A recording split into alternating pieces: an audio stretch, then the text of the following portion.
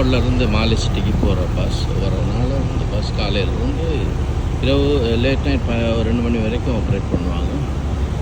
ஒரு 1 ஹவருக்கு ஒருக்கா, 1 மணி நேரத்துக்கு ஒருக்கா இந்த பஸ் வந்துக்கிட்டே இருக்கும்.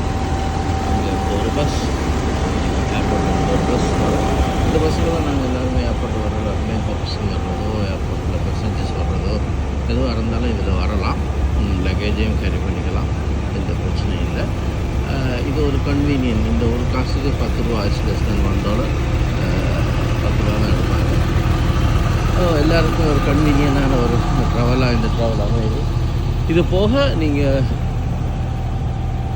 ஏர்போர்ட்டுக்கு வரணும்னு சொன்னால் டேக்ஸிலேயும் வரலாம். உங்களுக்கு ஓன் வெஹிக்கிள் இருக்குன்னு சொன்னால் அந்த வெஹிக்கிள்லேயும் வரலாம். ஆனால் அது ஒரு இடத்துக்கு பிறகு உள்ளே வர முடியாது. நம்ம இந்த டிபார்ச்சர் டெர்மினல் பக்கத்துலேயே ஒரு பார்க்கிங் இருக்குது. அந்த பார்க்கிங்லேயே நீங்கள் நிப்பாட்டிட்டு வர வேண்டியது. இது வரைக்கும் இந்த பஸ் வராது.